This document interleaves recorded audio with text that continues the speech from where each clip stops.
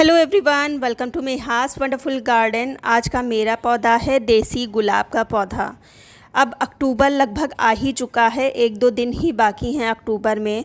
अब अक्टूबर से देसी गुलाब हो चाहे हाइब्रिड गुलाब हो, गुलाब का ही टाइम आ रहा है। वैसे तो देसी गुलाब में पूरे साल फ्लावरिंग होती है, लेकिन सर्दियों में उसके फ्लावर का साइज़ बड़ा हो जाता है। तो उस पर अगर अभी काम कर लेंगे तो लगभग 7-8 दिन के बाद से आपको भरपूर मात्रा में कलियां मिलना स्टार्ट हो जाएंगी और फ्लावर का साइज़ भी बड़ा होने लगेगा। तो सबसे पहले तो हम इसके बारे में जान लेते हैं। देसी गुलाब का पौधा मुख्य रूप से एक ही कलर में आता है, जो कि डार्क मैजेंटा कलर होता है, लेकिन कुछ नर्सरियों में अब इसका लाइट पिंक भी आने लगा है, लेकिन हालांकि उसमें कोई खुशबू नहीं होती। अगर आप अपने आंगन में खुशबू बिखेरना चाहते हैं तो डार्क पिंक देसी प्लांट को लगाइए। दूसरी बात है कि अगर आप बिल्कुल भी मेहनत नहीं करना चाहते और अपने गार्डन में फूल गुलाब का चाहते हैं तो आपको देसी प्लांट लगाना चाहिए। इसमें कोई भी मेहनत की ज़रूरत नहीं पड़ती है। चूँकि अगर हम कोई भी प्लांट पॉट में लगाते हैं तो जब सीज़न चेंज होता है तब हमको उसके ऊपर काम करना पड़ता है। इसी प्रकार से देसी गुलाब का भी पौधा है, मुझे 2 प्लांट पर काम करना है, फर्टिलाइज़ करना है, क्योंकि अब इनका ही समय आ रहा है। मैंने ये आप स्पेस देख रहे हैं, पूरा स्टैंड खाली पड़ा है, क्योंकि ये सारे जो हाइब्रिड प्लांट थे सबकी ग्राफ्टेड जो प्लांट थे वो मैंने सबकी रिपोर्टिंग कर करके मैंने दीवार के साइड में लगा रखा है। देखिए, और काफ़ी आपको मुरझाए भी लग रहे होंगे, पत्तियां भी इनकी पीली लग रही होंगी, क्योंकि सबकी रूट कट करके मैंने रिपोर्टिंग करी है। तो प्लांट पर जितनी पत्तियां हैं वो सब पीली होके झड़ेंगी ही। तो 5-6 दिन तक यहाँ रखेंगे, फिर ये अपनी जगह पर आ जाएंगी। चलिए अपने टॉपिक पर आते हैं और देसी प्लांट के बारे में बात करते हैं। तो ये देखिए, फ्लावरिंग हो रही थी, बस नवरात्र की वजह से मैंने इस पर काम नहीं किया। अब नवरात्र आज लास्ट है, तो इसीलिए अब हम इस पर अच्छे से फर्टिलाइज़ करने जा रहे हैं। तो सबसे पहले तो हम प्लांट की कर लेते हैं सफाई, क्योंकि मैंने इस पर बिल्कुल भी काम नहीं किया है। और इसमें देखिए तुलसी जी भी उगाई हैं और ये मेरे हर प्लांट में उगी हुई हैं। तो इसको भी हम हटाएंगे, दूसरे पॉट में शिफ्ट करेंगे। सबसे पहले तो इसकी वीड्स हटा रहे हैं। और एक बात ये है कि जब आप रोज़ का प्लांट ज़मीन में लगाते हैं तो आपको कुछ भी नहीं करना पड़ता। अगर आप वर्मी कंपोस्ट देना चाहें तो दे सकते हैं, वरना चाय की पत्ती जो यूज्ड है उसको ही सुखा के उससे बहुत अच्छी मात्रा में फ्लावर ले सकते हैं। लेकिन जब आप पॉट में इसको लगाते हैं तब आपको समय समय पर लिक्विड फर्टिलाइज़र भी देनी पड़ती है, और 1 महीने में आपको ठोस फर्टिलाइज़र भी देनी पड़ती है।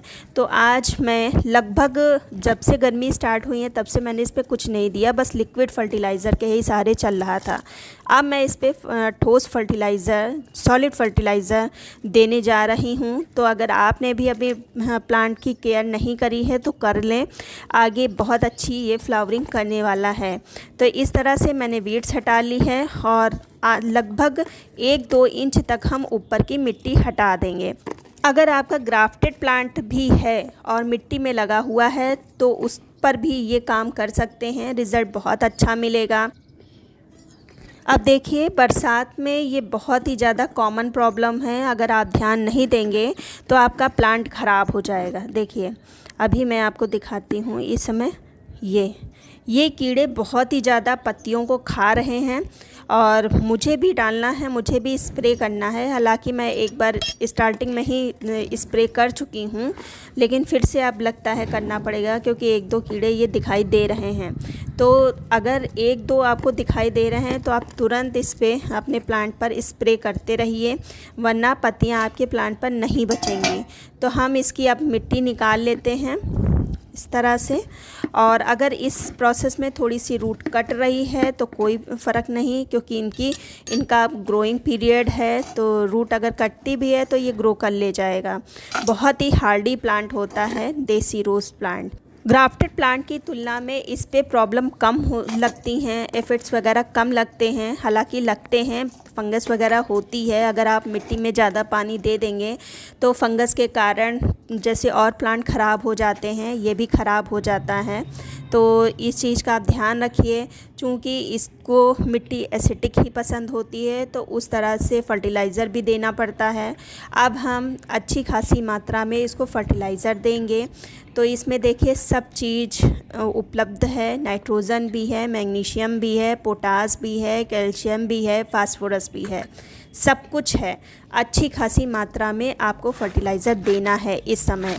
फिर बाकी आगे जो मंथ आ रहे हैं उसमें आप लिक्विड दे के भी काम चला सकते हैं। तो 2 मुट्ठी भर के मैंने काऊ डंग जो कंपोस्ट होता है उसको लिया है। कंपोस्ट में आप जानते ही हैं नाइट्रोजन बहुत ही अच्छी मात्रा में होता है।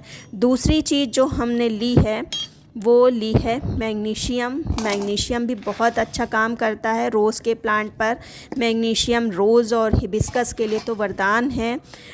एक तो शॉक प्लांट को नहीं लगता है, दूसरा प्रकाश संश्लेषण की क्रिया को बहुत अच्छा कर देता है।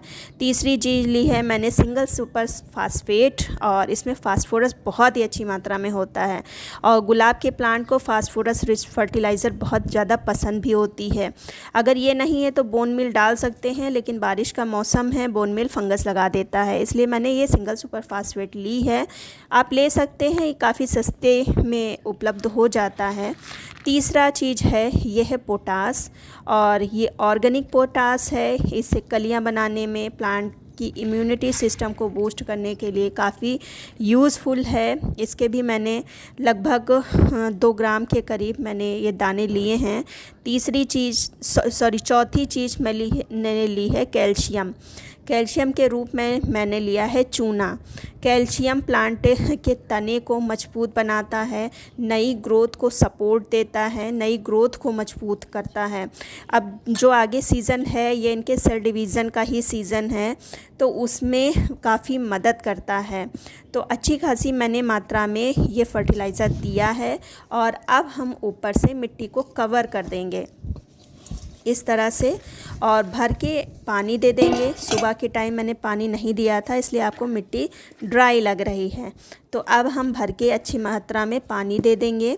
और सबसे ख़ास बात है कि इसको, जैसे कि मैंने पहले ही बताया कि मिट्टी एसिडिक पसंद होती है, तो इतनी जितनी मैंने फर्टिलाइज़र दी इतना डालने की ज़रूरत नहीं है। लेकिन आपको महीने में एक बार, चाहे आप फिटकरी का पानी इसको दीजिए, चाहे चाय की पत्ती का पानी दीजिए, या ऑरेंज पील का जो फर्टिलाइज़र होता है जो कि मिट्टी को एसिडिक बना देता है, उस तरह का आप पानी इसको देते रहिए। आपको फूल और कलियों की कमी इस प्लांट पर नहीं होगी, देखने को मिलेगी। तो ये चीज़ आप करते रहिए, आपको देसी प्लांट कभी भी फ्लावर की तरफ से निराश नहीं करेगा। उम्मीद करती हूँ वीडियो अच्छा लगा होगा।